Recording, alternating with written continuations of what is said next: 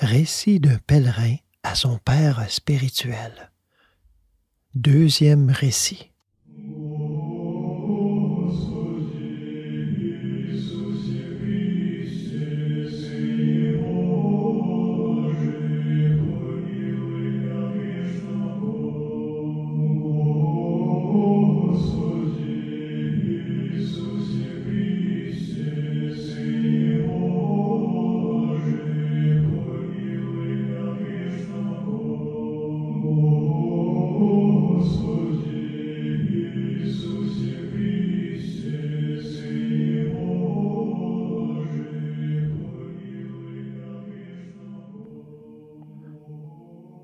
Longtemps, je voyageai par toutes sortes de lieux, accompagné de la prière de Jésus qui me fortifiait et me consolait sur tous les chemins, en toute occasion et à toute rencontre.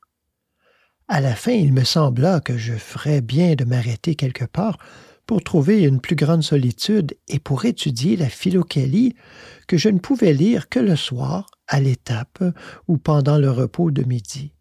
J'avais un grand désir de m'y plonger longuement pour y puiser avec foi la doctrine véritable du salut de l'âme par la prière du cœur. Malheureusement, pour satisfaire ce désir, je ne pouvais m'employer à aucun travail manuel, puisque j'avais perdu l'usage de mon bras gauche dès ma petite enfance.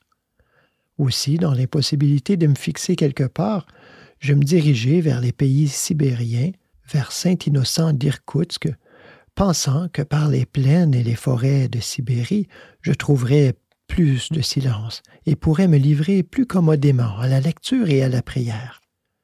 Je m'en allai ainsi, récitant sans cesse la prière. Au bout de quelque temps, je sentis que la prière passait d'elle-même dans mon cœur, c'est-à-dire que mon cœur, en battant régulièrement, se mettait en quelque sorte à réciter en lui-même les paroles saintes sur chaque battement. Par exemple, 1. Seigneur. 2. Jésus. 3. Christ. Et ainsi de suite. Je cessai de remuer les lèvres et j'écoutais attentivement ce que disait mon cœur. J'essayais aussi de regarder à l'intérieur du cœur, me rappelant combien c'était agréable, au dire de mon défunt Starets. Puis je ressentis une légère douleur au cœur et dans mon esprit, un tel amour pour Jésus-Christ qu'il me semblait que, si je l'avais vu, je me serais jeté à ses pieds. Je les aurais saisis, embrassés et baignés de mes larmes en le remerciant pour la consolation qu'il nous donne avec son nom, dans sa bonté et son amour pour sa créature indigne et coupable. Bientôt apparut dans mon cœur une bienfaisante chaleur qui gagna toute ma poitrine. Cela me conduisit en particulier à une lecture attentive de la Philokalie pour y vérifier ses sensations et y étudier le développement de la prière intérieure du cœur.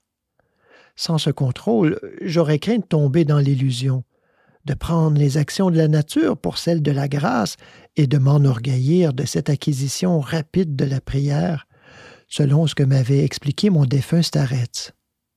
C'est pourquoi je marchais surtout la nuit, et je passais mes journées à lire la Philokalie, assis dans la forêt sous les arbres. Ah, combien de choses nouvelles, de choses profondes et ignorées je découvris par cette lecture. Dans cette occupation, je goûtais une béatitude plus parfaite que tout ce que j'avais pu imaginer jusque-là. Sans doute, certains passages restaient incompréhensibles à mon esprit borné, mais les effets de la prière du cœur éclaircissaient ce que je ne comprenais pas. De plus, je voyais parfois en songe mon défunt Starets qui m'expliquait beaucoup de difficultés et inclinait toujours plus mon âme incompréhensive à l'humilité. Je passai 2 grands mois d'été dans ce bonheur parfait. Je voyageais surtout par les bois et les chemins de campagne. Lorsque j'arrivais dans un village, je demandais un sac de pain, une poignée de sel. Je remplissais d'eau ma gourde et je repartais pour 100 verstes. Le pèlerin est attaqué par des brigands. Sans doute à cause des péchés de mon âme endurcie, ou pour le progrès de ma vie spirituelle, les tentations apparurent à la fin de l'été. Voici comment. Un soir que j'avais débouché sur la grande route, je rencontrai 2 hommes qui avaient des têtes de soldats. Ils me demandèrent de l'argent. Quand je leur dis que je n'avais pas un sou, ils ne voulurent pas me croire et crièrent brutalement « Tu mens! Les pèlerins ramassent beaucoup d'argent. » L'un des 2 ajouta « Inutile de parler longtemps avec lui. » Et il me frappa à la tête avec son gourdin. Je tombai sans connaissance. Je ne sais si je restai longtemps ainsi, mais lorsque je revins à moi, je vis que j'étais dans la forêt, près de la route. J'étais tout déchiré, et mon sac avait disparu. Il n'y avait plus que les bouts de la ficelle par laquelle il tenait. Dieu merci, il n'avait pas emporté mon passeport, que je gardais dans ma vieille toque pour pouvoir le montrer rapidement quand c'était nécessaire. M'étant mis debout, je pleurai amèrement, non tant à cause de la douleur que pour mes livres, ma Bible et ma Philocalie, qui étaient dans le sac volé. Toute la journée, toute la nuit, je m'affligeai et je pleurai. Où est ma Bible que je lisais depuis que j'étais petit et que j'avais toujours avec moi? Où est ma Philocalie de laquelle je tirais enseignement et consolation? Malheureux, j'ai perdu l'unique trésor de ma vie sans avoir pu m'en rassasier.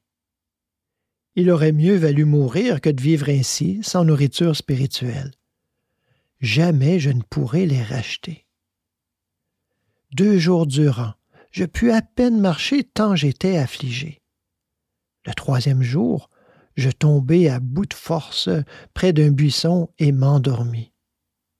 Voilà qu'en songe, je me vois à la solitude, dans la cellule de mon starets, et je lui pleure mon chagrin. Le starets, après m'avoir consolé, me dit « Que ce te soit une leçon de détachement des choses terrestres pour aller plus librement vers le ciel. Cette épreuve t'a été envoyée pour que tu ne tombes pas dans la volupté spirituelle. Dieu veut que le chrétien renonce à sa volonté propre et à tout attachement pour elle, afin de se remettre entièrement à la volonté divine. Tout ce qu'il fait est pour le bien et le salut de l'homme. Il veut que tous soient sauvés. Aussi, reprends courage et crois qu'avec la tentation, le Seigneur prépare aussi l'heureuse issue. Bientôt tu recevras une consolation plus grande que toute ta peine. » À ces mots, je me réveillai. Je sentis dans mon corps des forces fraîches et dans mon âme comme une aurore et un calme nouveau. « Que la volonté du Seigneur soit faite, dis-je. Je me levai, me signai et partis. La prière agissait de nouveau dans mon cœur, comme auparavant, et pendant 3 jours, je cheminai tranquillement. Soudain, je rencontre sur la route une troupe de forçats qu'on menait sous escorte. En arrivant à leur niveau, j'aperçus les 2 hommes qui m'avaient dépouillé, et, comme ils marchaient au bord de la colonne, je me jetai à leurs pieds et les suppliai de me dire où étaient mes livres. Ils firent d'abord semblant de ne pas me reconnaître. Puis l'un d'eux me dit « Si tu nous donnes quelque chose, nous te dirons où sont tes livres. Il nous faut 1 rouble d'argent. » Je jurai que je le leur donnerai absolument, dussé-je mendier pour cela. « Tenez, si vous voulez, prenez mon passeport en gage. » Ils me dirent que mes livres se trouvaient dans les voitures avec d'autres objets volés qu'on leur avait retirés. « Comment puis-je les obtenir? » Demande au capitaine de l'escorte. Je courus au capitaine et lui expliquai la chose en détail. Dans la conversation, il me demanda si je savais lire la Bible. « Non seulement je sais lire, dis-je, mais aussi écrire. Vous verrez sur la Bible une inscription qui montre qu'elle m'appartient. Et voici sur mon passeport mon nom et mon prénom. » Le capitaine me dit « Ces brigands sont des déserteurs. Ils vivaient dans une cabane et détroussaient les passants. Un cocher adroit les a arrêtés hier, alors qu'il voulait lui enlever sa troïka. Je ne demande pas mieux que de te remettre tes livres, s'ils sont là, mais il faut que tu viennes avec nous jusqu'à l'étape. C'est à 4 verstes seulement, et je ne peux arrêter tout le convoi à cause de toi. » Je marchai tout joyeux à côté du cheval, du capitaine, et bavardais avec lui. Je vis que c'était un homme honnête et bon, et qui n'était déjà plus jeune. Il me demanda qui j'étais, d'où je venais et où j'allais. Je lui répondis en toute vérité, et ainsi nous atteignîmes la maison d'étape.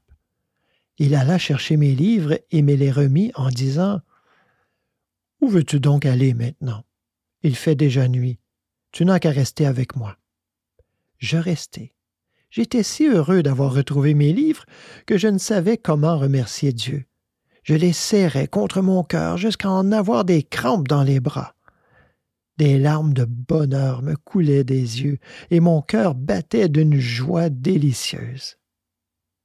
Le capitaine dit en me regardant « On voit que tu aimes lire la Bible. » Dans ma joie, je ne pus répondre un mot. Je ne faisais que pleurer.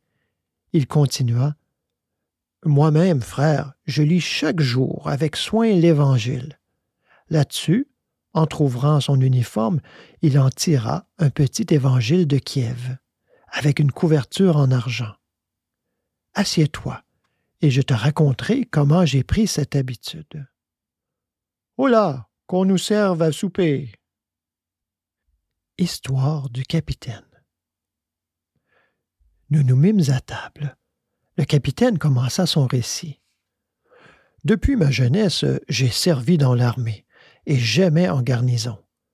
Je connaissais bien le service et mes chefs me considéraient comme un enseigne modèle.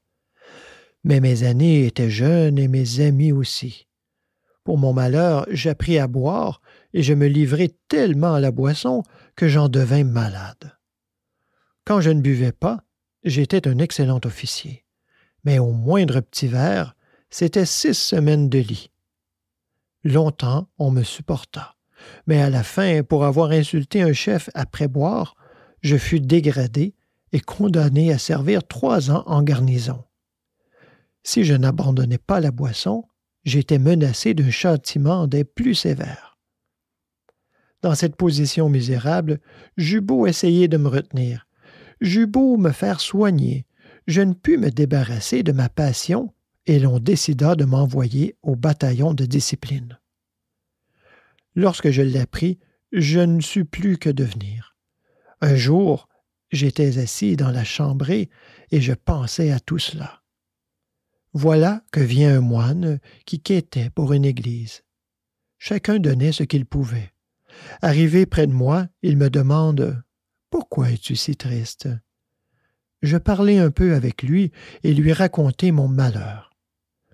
Le moine, compatissant à ma situation, me dit « La même chose est arrivée à mon propre frère. » Et voilà comment il s'en est tiré. Son père spirituel lui donna un évangile et lui ordonna d'en lire un chapitre chaque fois qu'il aurait envie de boire. Et si l'envie revenait, il devait lire le chapitre suivant. Mon frère mit ce conseil en pratique et, au bout de peu de temps, la passion de boire le quitta. Voilà 15 ans qu'il n'a plus goûté une boisson forte. Fais donc de même, et tu en verras bientôt l'avantage. J'ai un évangile, si tu veux, je te l'apporterai.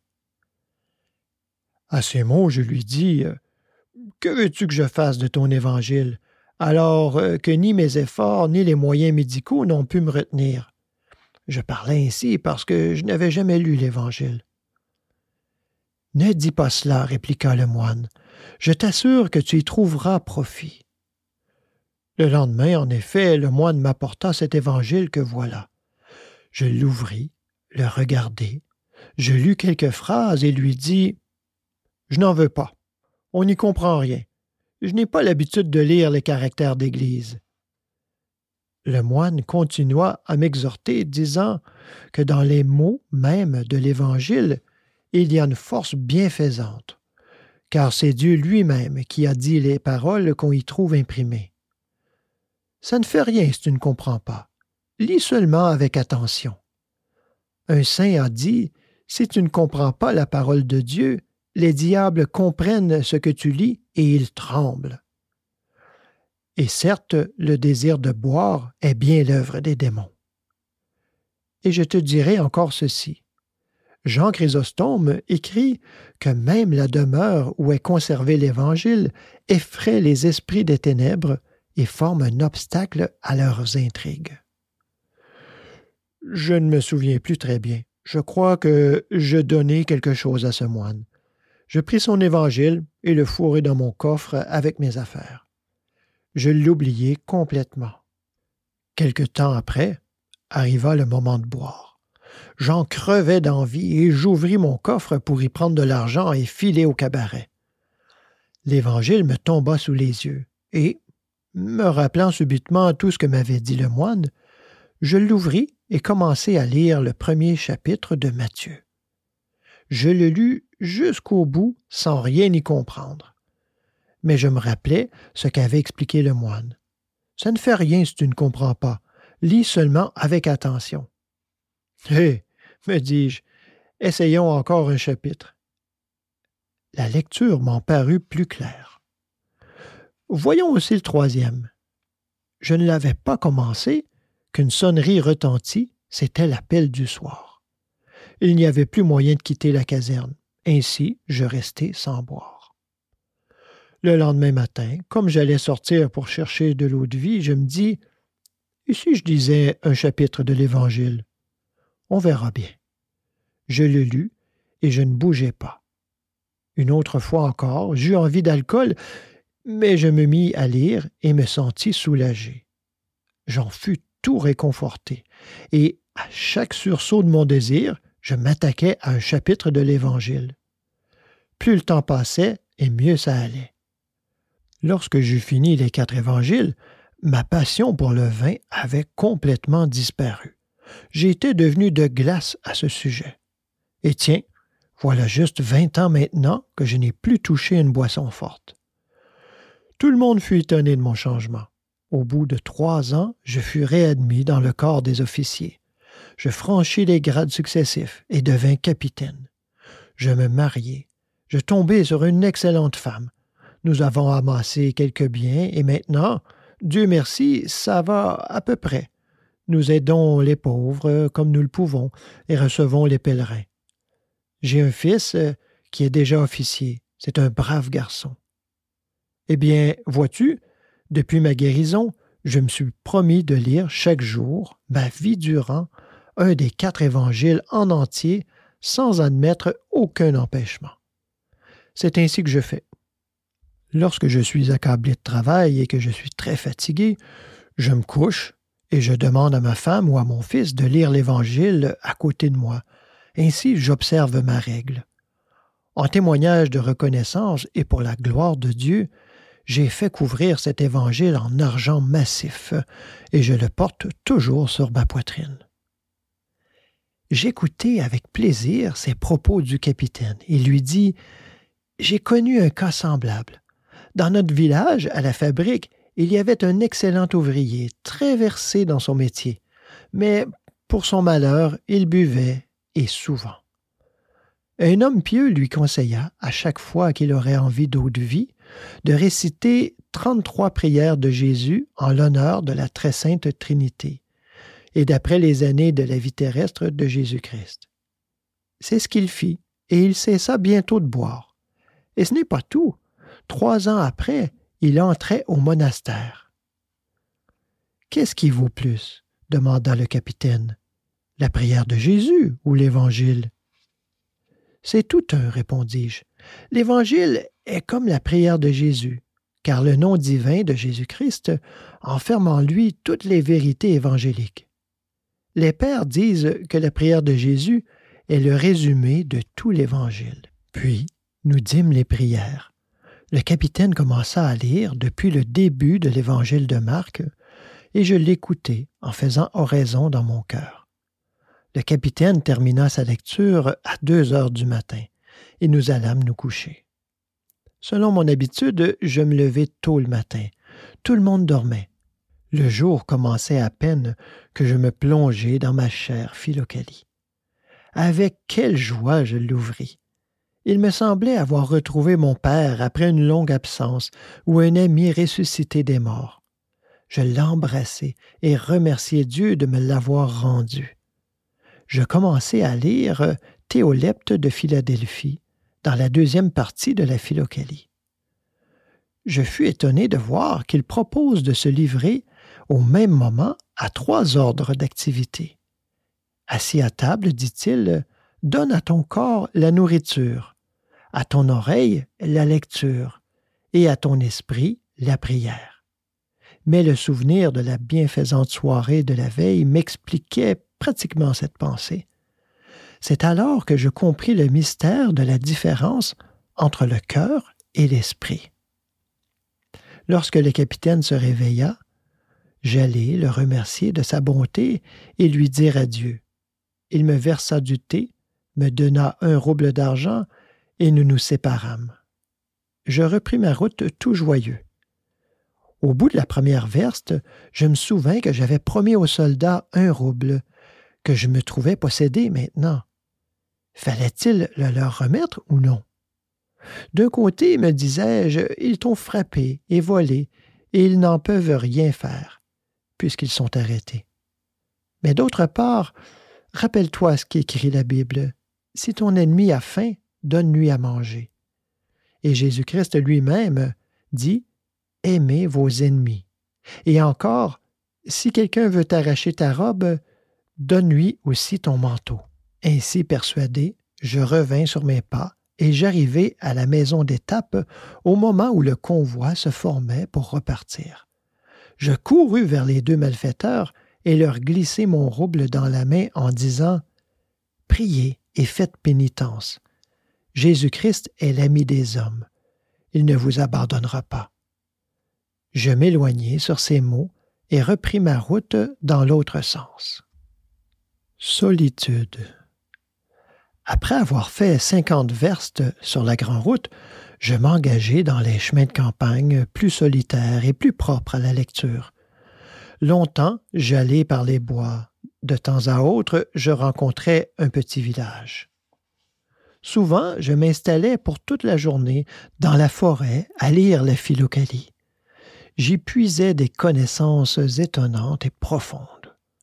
Mon cœur était enflammé du désir de s'unir à Dieu par la prière intérieure que je m'efforçais d'étudier et de contrôler dans la Philokalie. En même temps, j'étais triste de n'avoir pas trouvé un abri où je pourrais me livrer à la lecture en paix et sans interruption. À cette époque, je lisais aussi ma Bible et je sentais que je commençais à la mieux comprendre. J'y trouvais moins de passages obscurs. Les pères ont raison de dire que la Philokalie est la clé qui découvre les mystères ensevelis dans l'Écriture. Sous sa direction, je commençais à comprendre le sens caché de la parole de Dieu. Je découvrais ce que signifie l'homme intérieur au fond du cœur.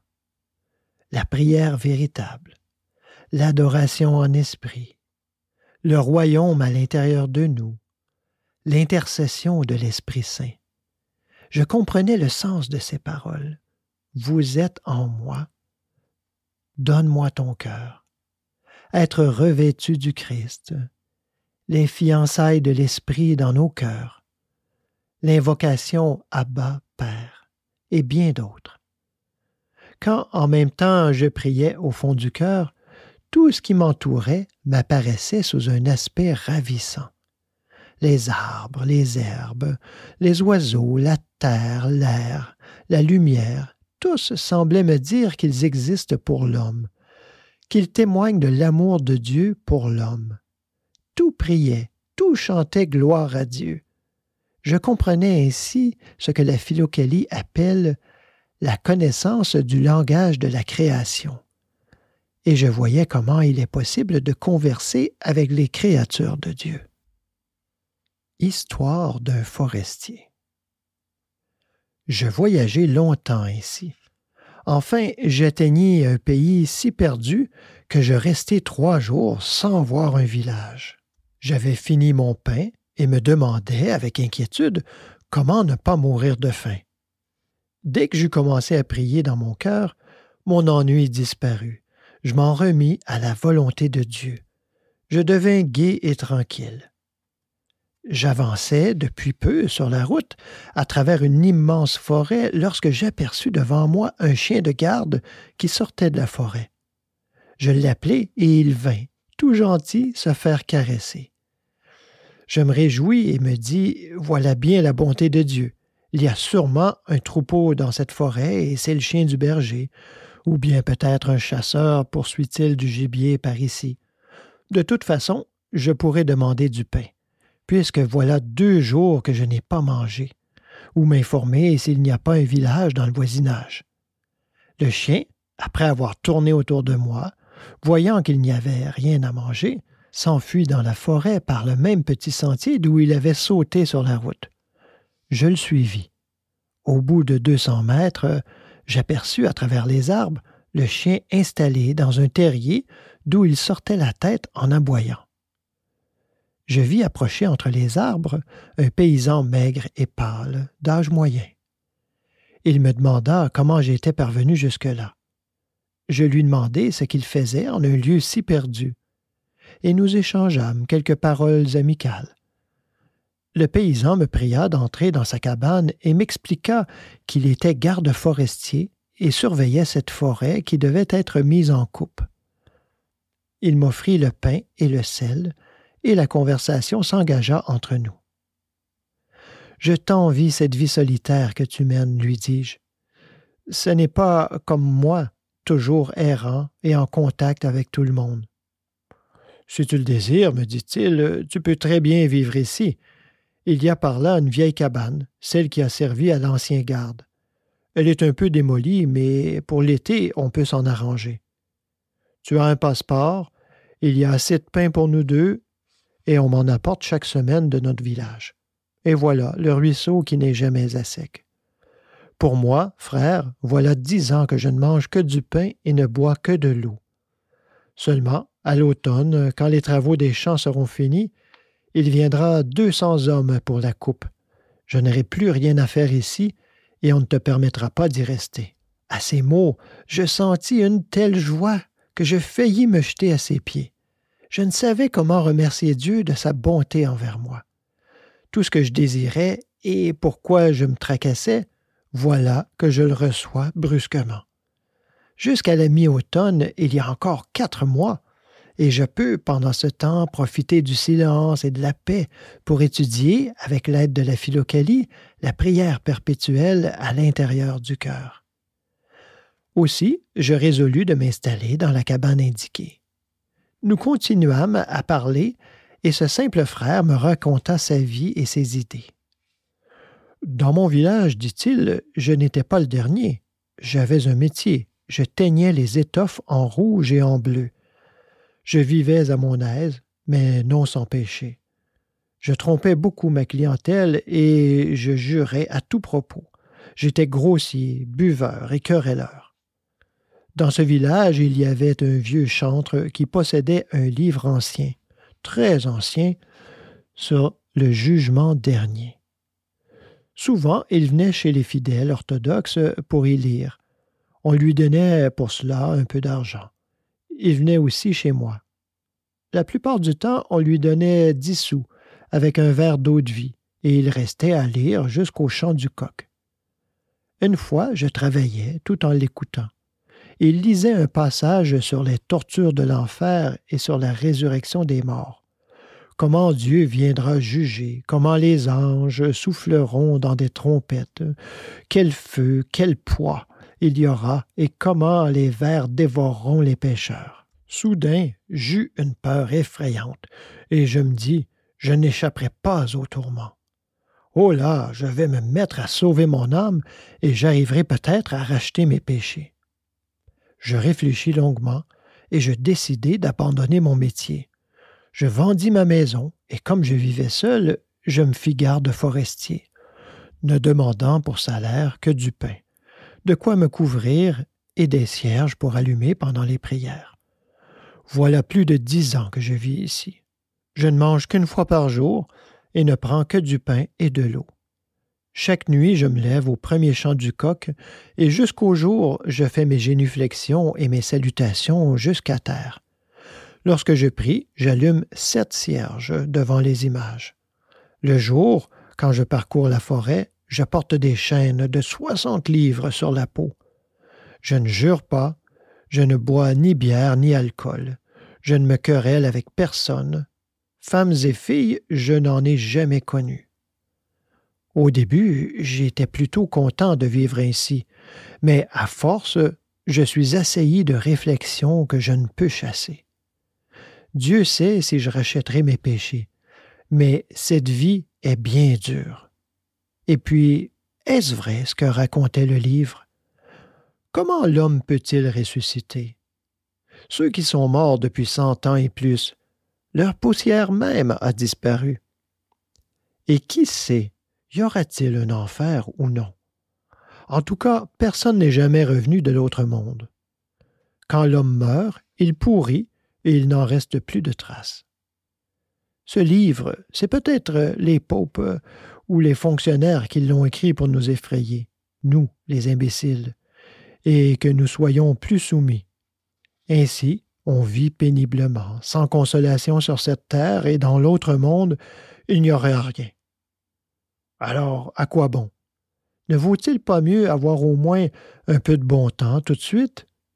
Ces idées me poursuivent, ajouta-t-il, et j'ai peur de devoir reprendre mon ancien métier. J'étais plein de pitié pour lui, et je me disais, on prétend que seuls les savants et les intellectuels deviennent libres penseurs et ne croient plus à rien. Mais nos frères, les simples paysans, quelle incroyance ils se fabriquent! Sûrement le monde obscur a accès près de tous, et il s'attaque, peut-être encore plus facilement, aux simples. Il faut raisonner autant que possible et se fortifier contre l'ennemi par la parole de Dieu. Aussi, pour soutenir un peu ce frère et raffermir sa foi, je sortis de mon sac la Philocalie et l'ouvris au chapitre 109 du bienheureux Ézéchius. Je le lus et lui expliquai qu'on ne se retient pas de pécher par la seule crainte du châtiment, car l'âme ne peut s'affranchir des pensées coupables que par la vigilance de l'esprit et la pureté du cœur. Tout cela s'acquiert par la prière intérieure. Si quelqu'un s'engage sur la voie ascétique, non seulement par crainte des tortures de l'enfer, mais même par désir du royaume céleste, ajoutai-je, les pères comparent son action à celle d'un mercenaire. Ils disent que la peur des tourments est la voie de l'esclave et le désir d'une récompense est la voie du mercenaire. Mais Dieu veut que nous venions à lui comme des fils. Il veut que l'amour et le zèle nous poussent à nous conduire dignement et que nous jouissions de l'union parfaite avec lui dans l'âme et dans le cœur. Tu auras beau t'épuiser, t'imposer les épreuves et les exploits physiques les plus durs, si tu n'as pas toujours Dieu dans l'esprit et la prière de Jésus dans le cœur, tu ne seras jamais à l'abri des pensées mauvaises. Tu seras toujours disposé à pécher à la moindre occasion. Mets-toi donc, frère, à réciter sans cesse la prière de Jésus. Cela t'est facile dans cette solitude. Tu en verras bientôt le profit. Les idées impies disparaîtront. La foi et l'amour pour Jésus-Christ se révéleront à toi. Tu comprendras comment les morts peuvent ressusciter et le jugement dernier t'apparaîtra pour ce qu'il est véritablement. Et dans ton cœur, il y aura tant de légèreté et de joie que tu en seras étonné. Tu ne seras plus lassé ou troublé à cause de ta vie de pénitence. Ensuite, je lui expliquai de mon mieux comment réciter la prière de Jésus selon le commandement divin et les enseignements des pères. Il semblait ne pas demander mieux, et son trouble diminua. Alors, m'étant séparé de lui, j'entrai dans la vieille cabane qu'il m'avait indiquée. Travaux spirituels. Mon Dieu, quelle joie! Quelle consolation, quel ravissement je ressentis en franchissant le seuil de ce réduit, ou pour mieux dire, de ce tombeau. Il m'apparaissait comme un magnifique palais rempli de gaieté. Avec des larmes de joie, je remerciais Dieu et je me dis, eh bien maintenant, dans ce calme et dans cette paix, il faut travailler sérieusement et prier le Seigneur de m'éclairer l'esprit. Aussi, je commençai à lire la Philokalie du début à la fin avec grande attention. En quelque temps, j'eus achevé ma lecture et me rendis compte de la sagesse, de la sainteté et de la profondeur de ce livre. Mais comme il y est traité de nombreux sujets, je ne pouvais pas tout comprendre ni rassembler les forces de mon esprit sur le seul enseignement de la prière intérieure afin de parvenir à la prière spontanée et perpétuelle à l'intérieur du cœur. J'en avais pourtant grande envie. D'après le commandement divin transmis par l'apôtre, cherchez les dons les plus parfaits, et aussi n'éteignez pas l'esprit. J'avais beau réfléchir, je ne savais que faire. Je n'ai pas assez d'intelligence ni de compréhension, et personne pour m'aider.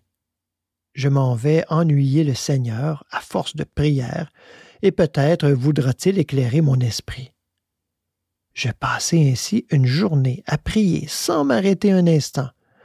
Mes pensées s'apaisèrent et je m'endormis. Voilà qu'en songe, je me vois dans la cellule de mon starets, et il m'explique la Philokalie en disant « Ce saint livre est rempli d'une grande sagesse. C'est un trésor mystérieux d'enseignement sur les desseins secrets de Dieu.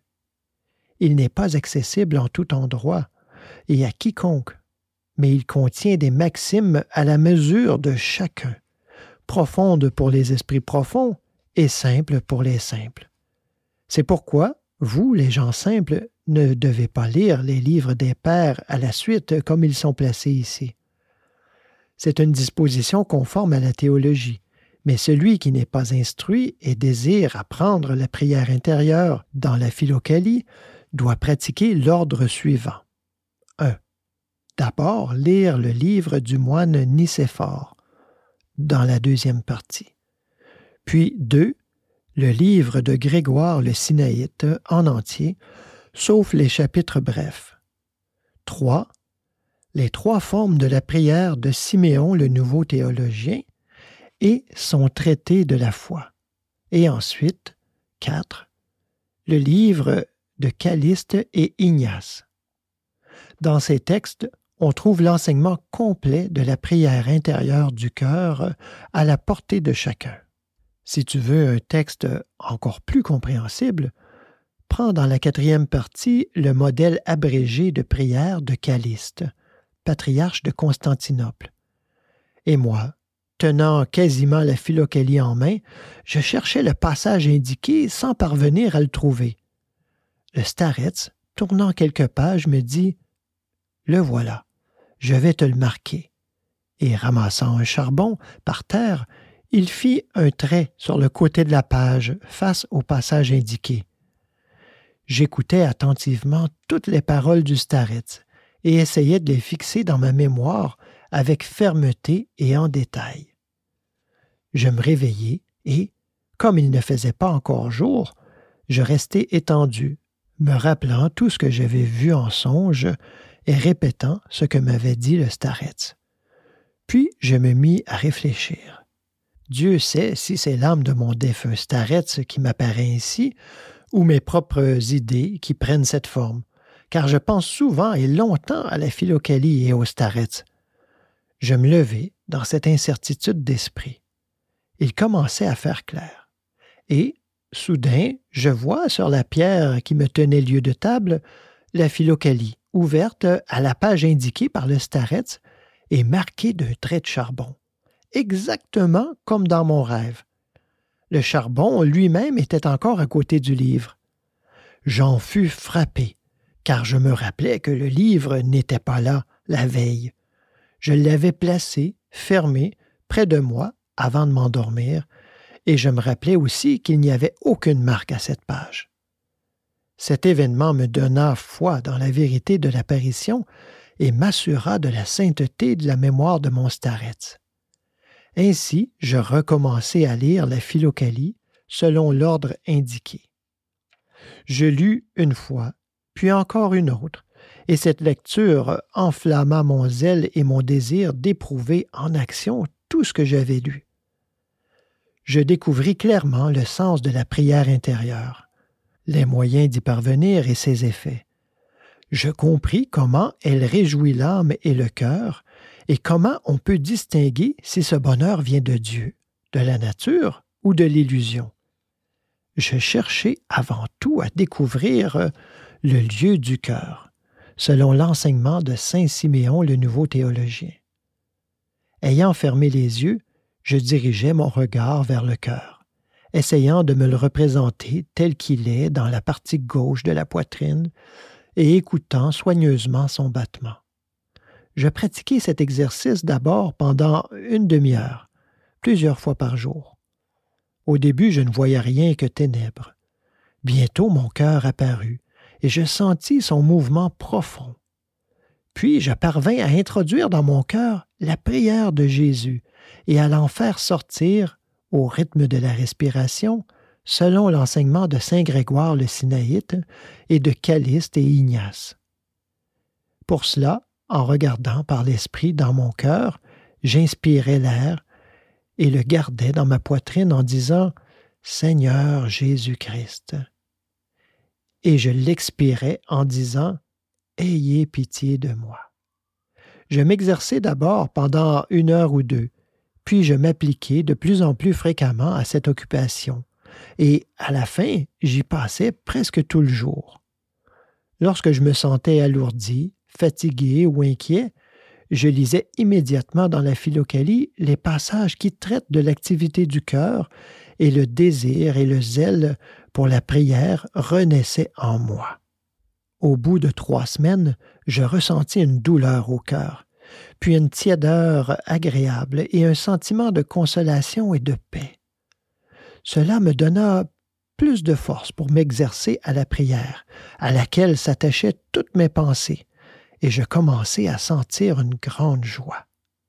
À partir de ce moment, j'éprouvai de temps à autre diverses sensations nouvelles dans le cœur et dans l'esprit. Parfois, il y avait comme un bouillonnement dans mon cœur et une légèreté, une liberté, une joie si grande que j'en étais transformé et me sentais en extase. Parfois, je sentais un amour ardent pour Jésus-Christ et pour toute la création divine. Parfois, mes larmes coulaient d'elles-mêmes par reconnaissance pour le Seigneur qui avait eu pitié de moi, pécheur endurci. Parfois, mon esprit borné s'illuminait tellement que je comprenais clairement ce que jadis je n'aurais pas même pu concevoir. Parfois, la douce chaleur de mon cœur se répandait dans tout mon être, et je sentais avec émotion la présence innombrable du Seigneur. Parfois, je ressentais une joie puissante et profonde à l'invocation du nom de Jésus-Christ, et je comprenais ce que signifie sa parole « Le royaume de Dieu est à l'intérieur de vous ». Au milieu de ces consolations bienfaisantes, je remarquai que les effets de la prière du cœur apparaissent sous 3 formes, dans l'esprit, dans les sens et dans l'intelligence. Dans l'esprit, par exemple, la douceur de l'amour de Dieu, le calme intérieur, le ravissement de l'esprit, la pureté des pensées, la splendeur de l'idée de Dieu. Dans les sens, l'agréable chaleur du cœur, la plénitude de douceur dans les membres, le bouillonnement de la joie dans le cœur, la légèreté, la vigueur de la vie, l'insensibilité aux maladies ou aux peines. Dans l'intelligence, l'illumination de la raison, la compréhension de l'Écriture sainte, la connaissance du langage de la création, le détachement des vains soucis, la conscience de la douceur de la vie intérieure, la certitude de la proximité de Dieu et de son amour pour nous. Après 5 mois solitaires dans ces travaux et dans ce bonheur, je m'habituai si bien à la prière du cœur que je la pratiquais sans cesse, et qu'à la fin, je sentis qu'elle se faisait d'elle-même sans aucune activité de ma part. Elle jaillissait dans mon esprit et dans mon cœur non seulement en état de veille, mais même pendant le sommeil, et ne s'interrompait plus une seconde. Mon âme remerciait le Seigneur, et mon cœur exultait d'une joie incessante. Le temps de la coupe arriva. Les bûcherons se rassemblèrent, et je dus quitter ma demeure silencieuse. Ayant remercié le garde forestier et récité une prière, je baisai ce coin de terre où le Seigneur avait bien voulu me manifester sa bonté. Je mis mon sac sur mes épaules et je partis. Je marchai très longtemps et je parcourus bien des pays avant d'entrer dans Irkoutsk. La prière spontanée du cœur a été ma consolation tout le long de la route. Elle n'a jamais cessé de me réjouir, bien qu'à des degrés divers. Nulle part et à aucun moment elle ne m'a gêné. Rien n'a jamais pu l'amoindrir. Si je travaille, la prière agit d'elle-même dans mon cœur et mon travail va plus vite. Si j'écoute ou lis quelque chose avec attention, la prière ne cesse pas et je sens au même moment l'un et l'autre comme si j'étais dédoublé ou que dans mon corps se trouvaient deux âmes. Mon Dieu, combien l'homme est mystérieux! Le sceau du loup. Que tes œuvres sont grandes, Seigneur! Tu as tout fait avec sagesse. J'ai rencontré sur ma route bien des cas extraordinaires. S'il fallait tous les raconter, je n'en finirais pas avant plusieurs jours. Tenez, par exemple, un soir d'hiver, je passais seul par une forêt. Je voulais coucher à 2 verstes de là, dans un village qu'on apercevait déjà. Soudain, un grand loup sauta sur moi. Je tenais à la main le rosaire de laine de mon starets. Je l'avais toujours avec moi. Je repoussai le loup avec ce rosaire. Et croyez-vous, le rosaire me sortit des mains et s'entortilla autour du cou de la bête. Le loup se rejeta en arrière et, sautant à travers les ronces, se prit les pattes de derrière dans les épines, tandis que le rosaire s'accrochait à la branche d'un arbre mort. Le loup se débattait de toutes ses forces, mais n'arrivait pas à se dégager, car le rosaire lui serrait la gorge. Je me signai avec foi et m'avançai pour dégager le loup. C'était surtout parce que je craignais qu'il n'arrachât le rosaire et ne s'enfuit en emportant cet objet si précieux. À peine m'étais-je approché et avais-je mis la main sur le rosaire que le loup le rompit et se sauva sans plus de manière. Ainsi, remerciant le Seigneur et faisant mémoire de mon bienheureux starets, j'arrivai sans encombre au village. J'allai à l'auberge et demandai à coucher. J'entrai dans la maison. 2 voyageurs étaient assis à une table dans le coin. L'un déjà âgé, l'autre d'âge mûr et corpulent, tous deux apparemment gens de bonne condition. Ils buvaient du thé. Je demandai qui ils étaient aux paysans qui gardaient leurs chevaux. Il m'expliqua que le vieillard était instituteur et l'autre greffier du juge de paix, tous deux d'origine noble. Je les emmène à la foire à 20 verstes d'ici. Après m'être un peu reposé, je demandai à la patronne du fil et une aiguille. Je m'approchai de la bougie et commençai à recoudre mon rosaire. Le greffier me lança un coup d'œil et dit « Tu en as fait des courbettes pour arriver à déchirer ton rosaire. » « Ce n'est pas moi qui l'ai abîmé, mais un loup. »« Tiens, les loups aussi font leur prière, répondit en riant le greffier. Je leur racontai l'affaire en détail et expliquai combien ce rosaire était précieux pour moi. Le greffier se remit à rire et dit « Pour vous, crédule, il y a toujours des miracles. Qu'est-ce qu'il y a de mystérieux là-dedans? Tu lui as simplement lancé quelque chose, il a eu peur et s'est sauvé. Les chiens et les loups ont toujours peur de ça et s'accrochent les pattes dans la forêt. Ce n'est pas difficile. Il ne faut tout de même pas croire que tout ce qui arrive dans le monde, c'est par miracle. » L'instituteur commença alors à discuter avec lui. « Ne parlez pas ainsi, monsieur. vous n'êtes pas versé dans ces questions.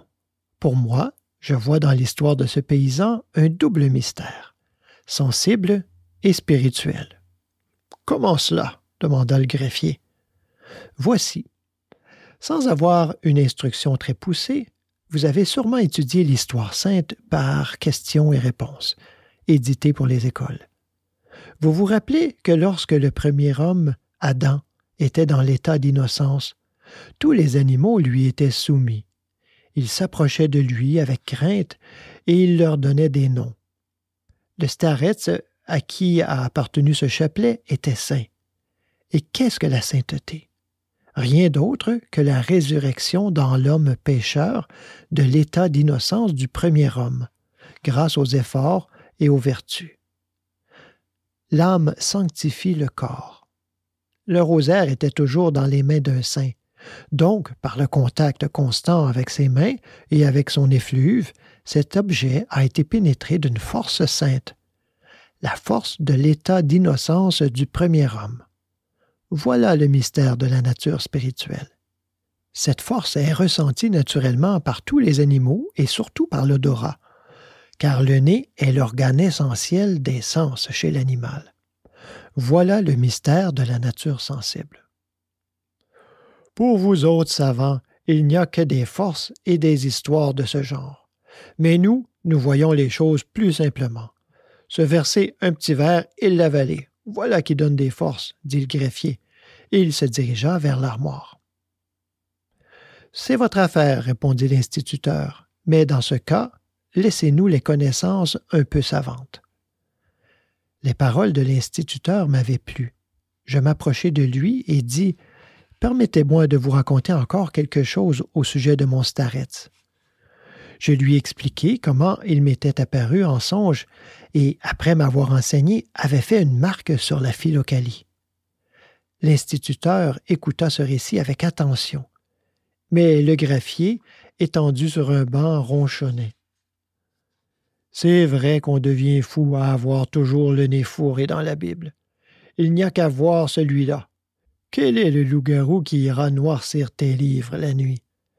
Tu as laissé tomber ton bouquin par terre en dormant, et il a traîné dans la cendre. Et c'est ça ton miracle. Oh! Tous ces vauriens, on les connaît, mon vieux, ceux de ta confrérie. » Après avoir ainsi grommelé, le greffier se tourna vers le mur et s'endormit. À ces mots, je me penchai vers l'instituteur et dis « Si vous voulez, je vous montrerai le livre qui porte cette marque et non une trace de cendre. » Je sortis la philocalie de mon sac et la lui montrai en disant « Je m'étonne qu'il soit possible à une âme incorporelle de prendre un charbon et d'écrire. » L'instituteur regarda le signe sur le livre et dit « Ceci est le mystère des esprits. Je vais te l'expliquer. Lorsque les esprits apparaissent à un homme sous une forme corporelle, ils composent leur corps visible de lumière et d'air, en utilisant pour cela les éléments desquels avait été tiré leur corps mortel. Et comme l'air est doué d'élasticité, l'âme, qui en est revêtue, peut agir, écrire ou saisir des objets. Mais quel livre as-tu donc là? Laisse-moi voir. Il l'ouvrit et tomba sur le discours et le traité de Siméon le nouveau théologien. Ah, c'est sans doute un livre théologique, je ne le connais pas. Ce livre, mon père, contient presque uniquement l'enseignement de la prière intérieure du cœur au nom de Jésus-Christ. Il est exposé ici en détail par 25 pères. Ah, la prière intérieure! Je sais ce que c'est, dit l'instituteur. Je m'inclinai très bas devant lui et le priai de me dire quelques paroles sur la prière intérieure. Eh bien, il est dit dans le Nouveau Testament que l'homme et toute la création sont soumis, malgré eux, à la vanité et que tout soupir étend vers la liberté des enfants de Dieu. Ce mystérieux mouvement de la création, ce désir inné dans les âmes, c'est la prière intérieure. On ne peut l'apprendre car elle est dans tout et en tout. Mais comment l'acquérir, la découvrir et la ressentir dans le cœur? Comment en prendre conscience et l'accueillir volontairement, parvenir à ce qu'elle agisse activement, réjouissant, illuminant et sauvant l'âme, demandai-je. Je ne sais si les traités théologiques en parlent, répondit l'instituteur. Mais ici, tout cela est écrit, m'écriai-je. L'instituteur prit un crayon, nota le titre de la Philokalie et dit « Je commanderai sûrement ce livre à Tobolsk et je le regarderai. » Nous nous séparâmes ainsi. En m'en allant, je remerciai Dieu pour ma conversation avec l'instituteur et je priai le Seigneur pour qu'il permît au greffier de lire une fois la Philokalie et d'en comprendre le sens pour le bien de son âme. La jeune fille du village. Une autre fois, au printemps, j'arrivai dans un bourg et m'arrêtai chez le prêtre. C'était un homme excellent et qui vivait seul. Je passai 3 jours chez lui. Après m'avoir examiné pendant ce temps, il me dit « Reste donc chez moi, je te donnerai un salaire. J'ai besoin d'un homme sûr. Tu as remarqué qu'on construit une nouvelle église en pierre près de l'ancienne qui est en bois. Je ne peux trouver quelqu'un de consciencieux pour surveiller les ouvriers et pour se tenir dans la chapelle afin de recueillir les dons pour la construction. Je vois que tu en serais capable et que cette existence te conviendrait fort bien. Tu serais seul dans la chapelle à prier Dieu. Il y a là un réduit, isolé, dans lequel on peut se tenir. Reste, je t'en prie, au moins jusqu'à ce que l'église soit terminée. » Je me défendis longtemps, mais enfin je dus céder à la prière instante du prêtre. Je restai donc pour l'été jusqu'à l'automne, et je m'installai dans la chapelle. Au début, j'eus assez de tranquillité et je pus m'exercer à la prière. Mais les jours de fête, surtout, il venait beaucoup de monde. Les uns pour prier, d'autres pour bâiller, d'autres encore pour chipper quelque chose dans l'assiette au sou. Et comme je lisais parfois la Bible ou la Philokalie, certains des visiteurs engageaient conversation avec moi, d'autres me demandaient de leur faire un peu la lecture. Au bout de quelque temps, je remarquai qu'une jeune fille du pays venait souvent à la chapelle et y restait longtemps à prier. En prêtant l'oreille à ce qu'elle marmottait, je découvris qu'elle disait d'étranges prières. Certaines étaient toutes défigurées. Je lui demandai « Qui t'a appris cela? » Elle me dit que c'était sa mère qui était orthodoxe, tandis que son père était un schismatique de la secte des 100 prêtres. Cette situation me parut triste et je lui conseillai de réciter les prières correctement d'après la tradition de la Sainte Église. Je lui appris le Notre Père et le Je vous salue Marie. À la fin, je lui dis « Récite surtout la prière de Jésus. Elle nous rapproche de Dieu plus que toutes les autres prières, et tu en obtiendras le salut de ton âme. » La jeune fille m'écouta avec attention et agit simplement d'après mes conseils. Et croyez-vous, quelque temps après, elle m'annonça qu'elle s'était habituée à la prière de Jésus et qu'elle sentait le désir de la répéter sans cesse, si possible. Lorsqu'elle priait, elle sentait de l'agrément et finalement de la joie, ainsi que le désir de prier encore. Je me réjouis de cela et lui conseillai de continuer à prier toujours plus, en invoquant le nom de Jésus-Christ. La fin de l'été approchait. Beaucoup de visiteurs de la chapelle venaient me trouver, non plus seulement pour demander un conseil ou une lecture, mais pour raconter leurs chagrins domestiques et même pour savoir comment retrouver les objets perdus. Visiblement, certains d'entre eux me prenaient pour un sorcier. Un jour, enfin, cette jeune fille accourut, toute malheureuse, pour demander ce qu'elle devait faire.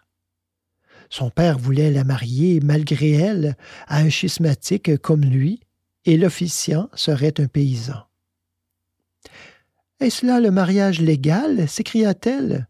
« Ce n'est rien d'autre que de la débauche. Je veux m'enfuir, en suivant le regard de mes yeux. » Je lui dis, « Et où t'enfuiras-tu? On te retrouvera toujours. Par le temps qui court, tu ne pourras te cacher nulle part sans papier. On arrivera facilement jusqu'à toi. Il vaut mieux prier Dieu avec zèle pour qu'il brise par ses voies la résolution de ton Père et garde ton âme du péché et de l'hérésie. Cela sera meilleur que ton idée de fuite. Le temps s'écoulait. Le bruit et les distractions me devenaient toujours plus pénibles. Enfin, l'été s'acheva. Je décidai d'abandonner la chapelle et de reprendre ma route comme auparavant. J'allai chez le prêtre et lui dis « Mon père, vous connaissez mes dispositions. J'ai besoin de calme pour m'occuper à la prière, et ici je ne trouve que troubles et distractions. J'ai accompli ce que vous m'aviez demandé. Je suis resté tout l'été. Maintenant, laissez-moi aller et bénissez ma route solitaire. » Le prêtre ne voulait pas me lâcher et me pressa par un discours. « Qu'est-ce qui peut t'empêcher de prier ici? Tu n'as rien à faire qu'à demeurer dans la chapelle et tu trouves ton pain tout prêt. Prie là-bas, nuit et jour si tu veux. Vis avec Dieu. Tu es capable et utile ici. Tu ne dis pas de bêtises avec les visiteurs, tu es fidèle et honnête et tu assures des revenus à l'Église de Dieu. C'est meilleur aux yeux du Seigneur que ta prière solitaire. Pourquoi rester toujours seul? Avec les gens, on prie bien plus gaiement. Dieu n'a pas créé l'homme pour qu'il ne connaisse que soi-même, mais pour que chacun aide son prochain, se conduisant l'un l'autre vers le salut, chacun selon ce qu'il peut. Regarde les saints et les docteurs œcuméniques. Ils étaient, jour et nuit, en mouvement et en souci pour l'Église. Ils prêchaient partout et ne restaient pas dans la solitude à se cacher de leurs frères. Chacun reçoit de Dieu le don qui convient, mon Père. Beaucoup ont prêché aux foules et beaucoup ont vécu dans la solitude. Chacun agissait selon son inclination et croyait que c'était la voie du salut, indiquée par Dieu lui-même. Mais comment expliquerez-vous que tant de saints aient délaissé toutes les dignités et les honneurs de l'Église et se soient enfuis au désert pour ne pas être tentés dans le monde? Saint Isaac le Syrien a abandonné ainsi ses fidèles et le bienheureux Athanase l'Atonite a quitté son monastère. Il considérait ces lieux comme trop séduisants et croyait véritablement à la parole de Jésus-Christ. Que sert à l'homme de gagner le monde s'il vient à perdre son âme? Mais c'est qu'ils étaient de grands saints, repartit le prêtre. Si des saints se gardaient avec tant de soin du contact des hommes, répondis-je, que ne doit pas faire un malheureux pécheur? Enfin, je dis adieu à ce bon prêtre, et nous nous séparâmes affectueusement. Au bout de 10 verstes, je m'arrêtai pour la nuit dans un village. Il y avait là un paysan malade à mort. Je conseillai à sa famille de le faire communier au saint mystère du Christ, et, le matin, ils envoyèrent chercher le prêtre au bourg. Je restai pour m'incliner devant les saints dons et prier pendant ce grand sacrement. J'étais assis sur un banc devant la maison pour guetter le prêtre. Soudain, je vois accourir vers moi cette jeune fille que j'avais vue prier dans la chapelle. « Comment es-tu venue jusqu'ici? » lui dis-je. « Tout était prêt chez nous pour me marier avec le schismatique et je me suis enfui. » Puis, se jetant à mes pieds, elle s'écria « Oh, par pitié, prends-moi avec toi et emmène-moi dans un couvent. Je ne veux pas me marier. Je vivrai au couvent en récitant la prière de Jésus. On t'écoutera là-bas et on me prendra. »« Hé, dis-je, où veux-tu que je t'emmène? Je ne connais pas un seul couvent par ici. Et comment te prendre avec moi sans passeport? Nulle part tu ne pourras t'arrêter. Tout de suite on te découvrira. Tu seras ramené chez toi et puni pour vagabondage. Rentre plutôt à la maison et prie Dieu. Et si tu ne veux pas te marier, feins quelque incapacité. Cela s'appelle une feinte pieuse. C'est ainsi qu'ont agi la Sainte Mère de Clément, la bienheureuse Marina, qui fit son salut dans un monastère d'hommes et bien d'autres. Pendant que nous étions ici à parler, nous vîmes 4 paysans dans une carriole, et ils galopaient droit sur nous. Ils s'emparèrent de la fille, la mirent dans la charrette et l'expédièrent avec l'un d'eux. Les 3 autres me lièrent les mains et me ramenèrent au bourg où j'avais passé l'été. À toutes mes explications, il répondait en criant « Ça va, petit saint, on t'apprendra à séduire les filles. » Vers le soir, ils me menèrent à la maison d'arrêt. On me mit les fers aux pieds et on m'enferma pour être jugé le lendemain matin. Le prêtre, ayant appris que j'étais en prison, vint me rendre visite. Il m'apporta à souper, me consola et me dit qu'il prendrait ma défense et déclarerait, en tant que confesseur, que je n'avais pas les tendances qu'on croyait. Il resta un peu avec moi et s'en alla. À l'approche de la nuit, le prévôt du canton vint à passer par là. On lui raconta l'affaire. Il ordonna de convoquer l'assemblée communale et de m'amener à la maison de justice. Une fois entrés, nous restâmes debout à attendre. Soudain arriva le prévôt, déjà fort animé. Il s'assit à la table en gardant sa casquette et cria « Hé, Épiphane, cette jeune personne, ta fille, n'a rien emporté de la maison? »« Rien, monsieur. »« Elle n'a fait aucune bêtise avec cet idiot? »« Non, monsieur. »« Alors, l'affaire est jugée et nous décidons. Avec ta fille, arrange-toi comme tu l'entends. Et ce gaillard, nous le prierons de filer demain après l'avoir solidement corrigé pour qu'il ne remette plus les pieds ici. Et voilà. » Sur ces paroles, le prévôt se leva et s'en alla dormir. Moi, on me ramena à la prison. Le lendemain de bonne heure, il vint 2 paysans qui me fouettèrent et je fus libéré. Je m'en allai, remerciant le Seigneur, qui m'avait permis de souffrir en son nom. Cela me consolait et m'incitait encore plus à la prière.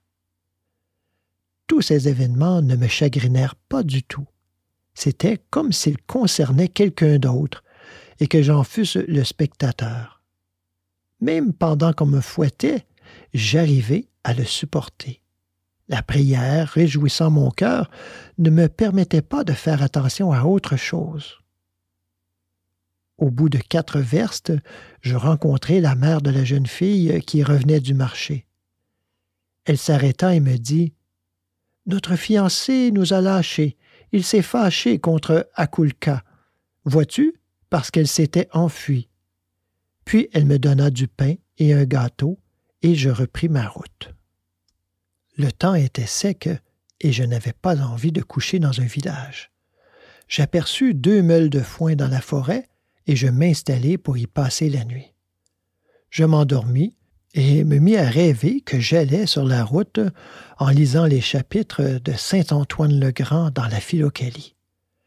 Soudain, le starets me rejoint et me dit « Ce n'est pas là qu'il faut lire. » Et il m'indique le 35e chapitre de Jean de Carpathos, dans lequel il est écrit « Parfois, le disciple est livré au déshonneur et supporte des épreuves pour ceux qu'il a aidés spirituellement. » Et il me montra encore le chapitre 41 où il est dit « Tous ceux qui se livrent plus ardemment à la prière sont la proie de tentations terribles et épuisantes. » Puis il me dit « Prends courage et ne sois pas abattu.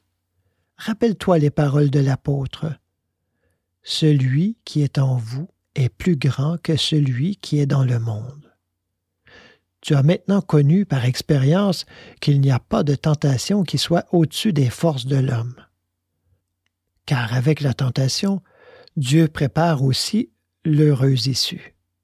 C'est par l'espoir en l'aide du Seigneur qu'ont été soutenus les saints qui n'ont pas seulement passé leur vie à prier, mais ont cherché, par amour, à enseigner et à éclairer les autres. Voici ce que dit à ce sujet saint Grégoire de Thessalonique.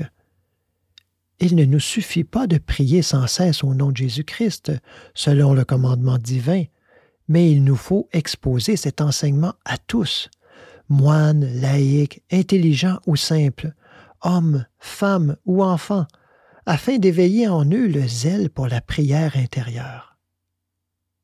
Le bienheureux Calliste Télicoudas s'exprime de la même façon.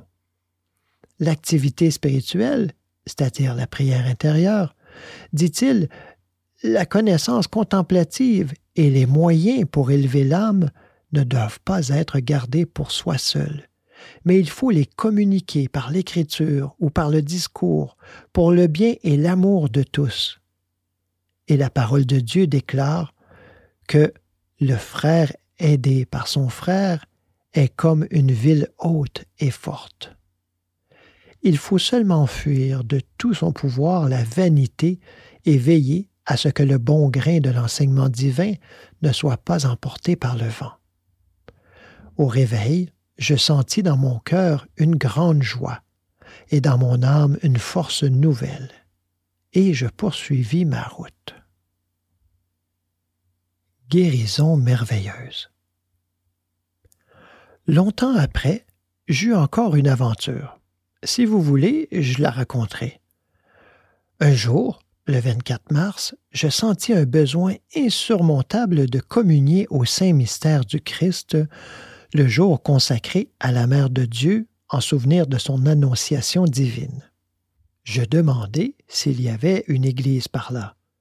On me dit qu'il y en avait une à 30 verstes. Je marchai le reste du jour et toute la nuit pour arriver à l'heure de matine. Le temps était des plus vilains, tantôt de la neige, tantôt de la pluie, et de plus un fort vent et le froid. La route traversait un ruisseau, et je n'avais pas fait quelques pas que la glace se brisa sous mes pieds. Je tombai dans l'eau jusqu'à la ceinture. J'arrivai tout trempé aux matines, que j'écoutai ainsi que la messe, pendant laquelle Dieu me permit de communier.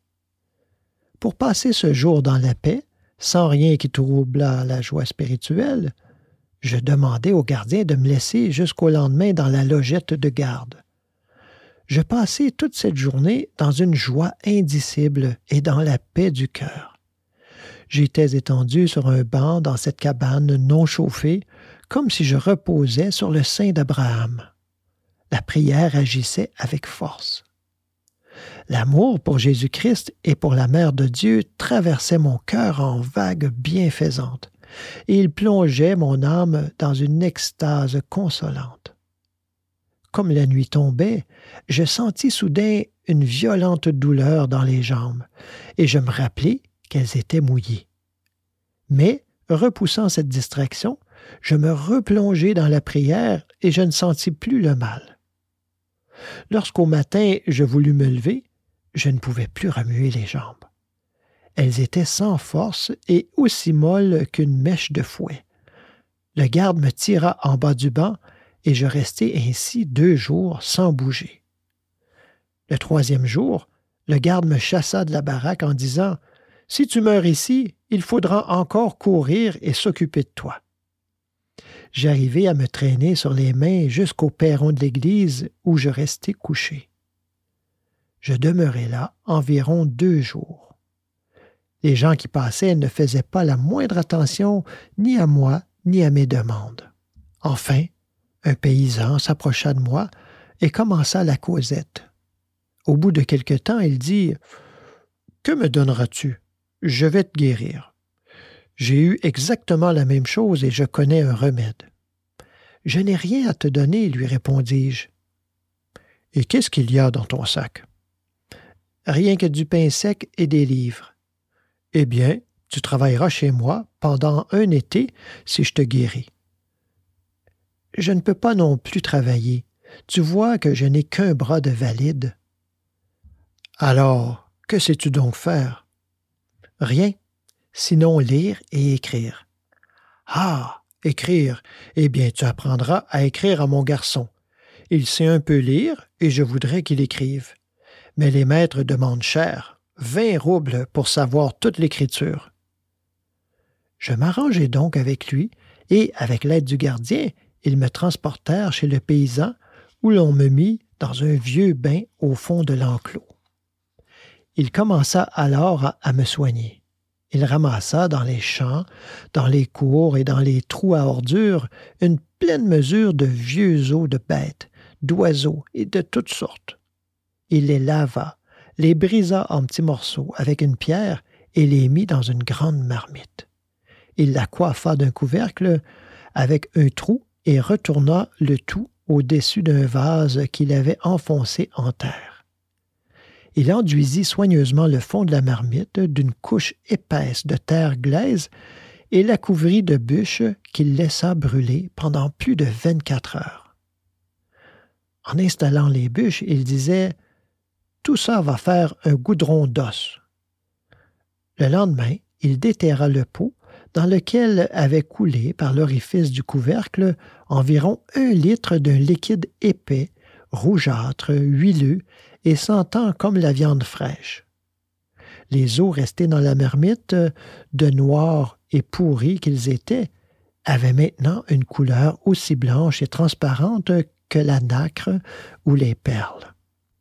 5 fois par jour, je me frictionnais les jambes avec ce liquide. Et croyez-vous, le lendemain, je sentis que je pouvais remuer les doigts. Le 3e jour, je pouvais plier les jambes. Et le 5e, je me tenais debout et marchais dans la cour appuyé sur un bâton. En 1 semaine, mes jambes étaient redevenues normales. J'en remerciais Dieu et me disais en moi-même, la sagesse de Dieu apparaît dans ces créatures. Des os desséchés ou pourris, déjà presque revenus à la terre, gardent en eux la force vitale, une couleur et une odeur. Ils exercent une action sur les corps vivants auxquels ils peuvent rendre la vie. C'est un gage de la résurrection future. Si j'avais pu faire connaître cela aux gardes forestiers chez qui j'ai vécu et qui doutaient de la résurrection des corps. Ainsi guéri, je commençai à m'occuper du petit garçon. J'écrivis comme modèle la prière de Jésus et je la lui fis recopier en lui montrant comment former joliment les lettres. C'était très reposant pour moi, car il servait pendant la journée chez l'intendant et ne venait me trouver que lorsque celui-ci dormait, c'est-à-dire de bonne heure le matin. L'enfant était éveillé et bientôt il écrivit à peu près correctement. L'intendant, le voyant écrire, lui demanda « Qui donc te donne des leçons ?» L'enfant dit que c'était le pèlerin Manchot, qui vivait chez eux dans le vieux bain. L'intendant curieux, c'était un Polonais, vint me voir et me trouva en train de lire la Philokalie. Il parla un peu avec moi et dit « Que lis-tu là ?» Je lui montrai le livre. « Ah, c'est la Philokalie, dit-il. J'ai vu ce livre chez notre curé quand j'habitais Vilna. Mais j'ai entendu dire qu'il contient d'étranges recettes et des procédés de prière inventés par des moines grecs à l'exemple des fanatiques de l'Inde et de Bukhara, qui gonflent leurs poumons et croient bêtement, quand ils réussissent à sentir un petit chatouillement dans le cœur, que cette sensation naturelle est une prière donnée par Dieu. Il faut prier simplement pour accomplir son devoir envers Dieu. En se levant, il faut réciter le Notre Père, comme l'enseigne le Christ, et l'on est quitte pour toute la journée. Mais à répéter tout le temps la même chose, on risque de devenir fou et de s'abîmer le cœur. Ne parlez pas ainsi de ce saint livre, mon bon monsieur. Ce ne sont pas de simples moines grecs qui l'ont écrit, mais d'antiques et saints personnages que votre Église aussi vénère, comme Antoine le Grand, Macaire le Grand, Marc Lassette, Jean Chrysostome et d'autres. Les moines de l'Inde et de Bukhara leur ont emprunté la technique de la prière du cœur, mais ils l'ont défigurée et gâtée, comme me l'a raconté mon starets. Dans la Philokalie, tous les enseignements sur la prière intérieure sont tirés de la parole divine, de la Sainte Bible, dans laquelle Jésus-Christ, tout en ordonnant de dire le Notre Père, a aussi affirmé qu'il fallait prier sans cesse en disant « Aime le Seigneur, ton Dieu, de tout ton cœur et de tout ton esprit. Observez, veillez et priez. Vous serez en moi et moi en vous. » Et les saints-pères, citant le témoignage du roi David dans les psaumes, « Goûtez et voyez combien bon est le Seigneur. l'interprète en disant que le chrétien doit tout faire pour connaître la douceur de la prière. Il doit sans cesse y chercher consolation et non se contenter de réciter une fois le Notre Père. Tenez, je vais vous lire ce que les pères disent de ceux qui n'essayent pas d'étudier la bienfaisante prière du cœur. Ils déclarent qu'ils commettent un triple péché, car 1. Ils se mettent en contradiction avec les Saintes Écritures. 2. Ils n'admettent pas qu'il y ait pour l'âme un état supérieur et parfait en se contentant des vertus extérieures. Ils ignorent la faim et la soif de la justice et ils se privent de la béatitude en Dieu. 3. En considérant leurs vertus extérieures, ils tombent souvent dans le contentement de soi et dans la vanité. « Tu lis là quelque chose d'élevé, dit l'intendant. Mais comment nous autres laïcs pourrions-nous suivre une telle voie? Tenez, je vais vous lire comment des hommes de bien ont pu, bien que laïcs, apprendre la prière constante. Je pris dans la Philocalie le traité de Siméon, le nouveau théologien, sur le jeune Georges, et je me mis à lire. Cela plut à l'intendant, et il me dit « Donne-moi ce livre, et je le lirai à mes moments libres. Si vous voulez, je vous le donnerai pour un jour, mais pas plus, car je le lis sans cesse et je ne puis m'en passer.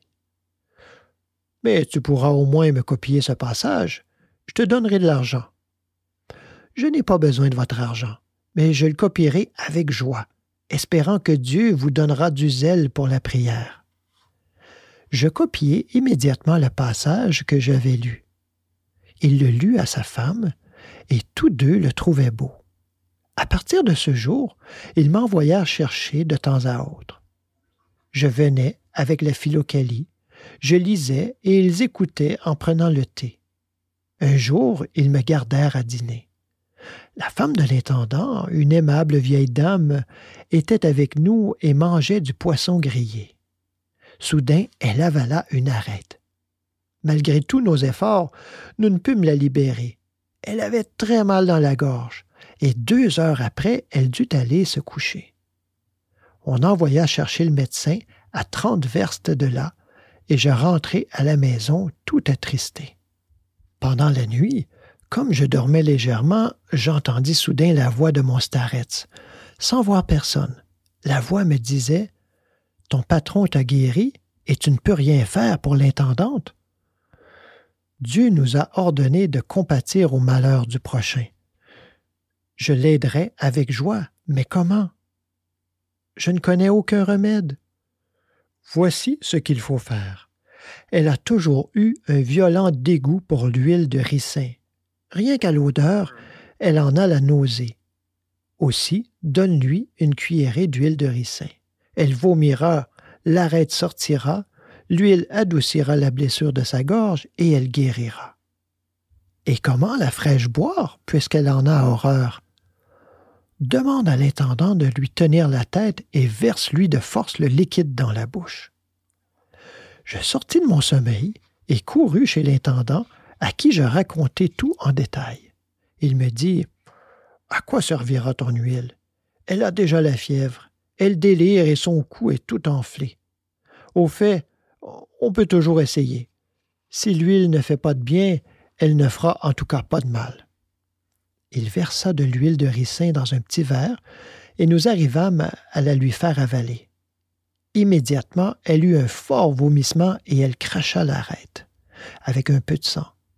Elle se sentit mieux et s'endormit profondément. Le lendemain matin, je vins aux nouvelles et la trouvai avec son mari en train de boire le thé. Il s'étonnait de sa guérison et surtout de ce qui m'avait été dit en songe sur son dégoût pour l'huile de ricin, car il n'en avait jamais parlé à personne. Là-dessus arriva le médecin. L'intendante lui raconta comment elle avait été guérie, et moi comment le paysan m'avait soigné les jambes. Le médecin déclara « Ces 2 cas ne sont pas surprenants. C'est une force de la nature qui a agi les 2 fois. Mais je vais les noter pour mémoire. Il sortit un crayon de sa poche et inscrivit quelques mots sur un carnet. Le bruit se répandit bientôt que j'étais un devin, un guérisseur et un magicien. On venait me voir de partout pour me consulter. On m'apportait des cadeaux et on commençait à me vénérer comme un saint. Au bout d'une semaine, je réfléchis à tout cela et j'eus peur de tomber dans la vanité et la dissipation. La nuit suivante, je quittai le village en secret.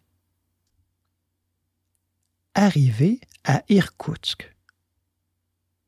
Ainsi, j'avançais de nouveau sur la route solitaire et je me sentais aussi léger que si une montagne était tombée de mes épaules. La prière me consolait de plus en plus.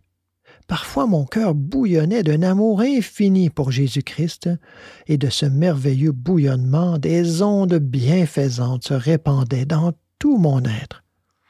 L'image de Jésus-Christ était si bien gravée dans mon esprit qu'en pensant aux événements de l'Évangile, c'était comme si je les voyais devant mes yeux.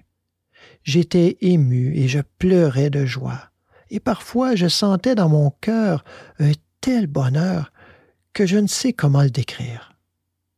Parfois je restais 3 jours loin de toute habitation humaine et avec extase je me sentais sur la terre, seul, misérable pécheur devant le Dieu compatissant et ami des hommes. Cette solitude faisait mon bonheur, et la douceur de la prière y était beaucoup plus sensible qu'au contact des hommes. Enfin, j'arrivai à Irkoutsk.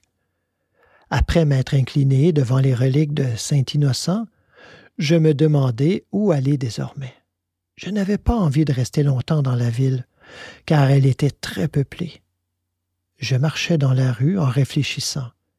Soudain, je rencontrai un marchand du pays qui m'arrêta et me dit « Tu es un pèlerin, pourquoi ne viens-tu pas chez moi? » Nous arrivâmes dans sa riche maison.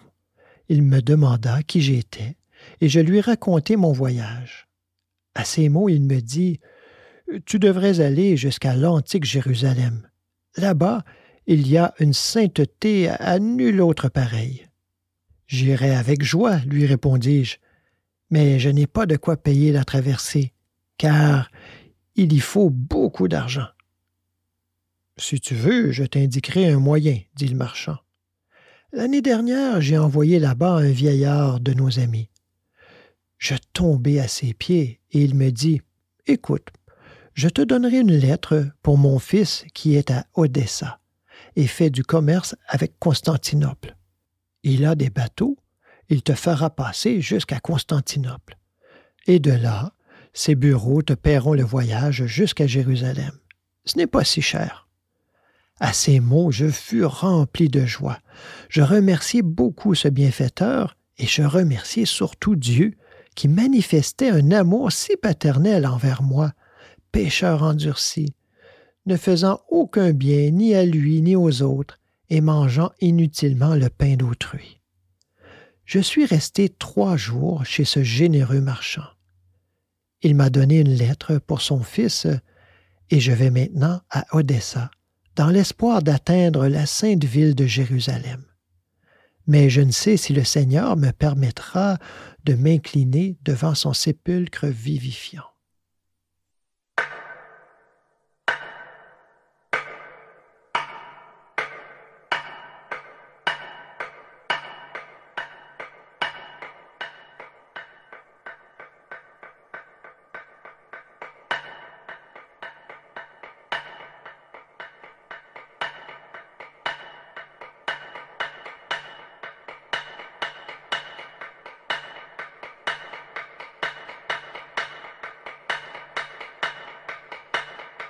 Έφυγα απ' το Φαραώ της Αιγύπτου τη σκλαβιά, μ' αρχηγό το Μωυσή έφτασα ως το Σινά. Στο Σινά να ανεβώ, πολύ το επιθυμώ, στην Αγία κορυφή και να λέω την ευχή. Η ανάβαση σκληρή, Θεέ μου δώσ' μου υπομονή, καρτερία κι αντοχή να αποκτήσω την ευχή. Πρώτα υπακοή, η γραφή και το κελί, η Αγία σιωπή δυναμώνουν την ευχή. Την ευχή για να τη λες πρέπει από το μυαλό να πετάξεις μακριά κάθε πράγμα κοσμικό. Στην αρχή την ευχή να τη λες προφορικά κι ύστερα από καιρό θα σου γίνει νοέρα.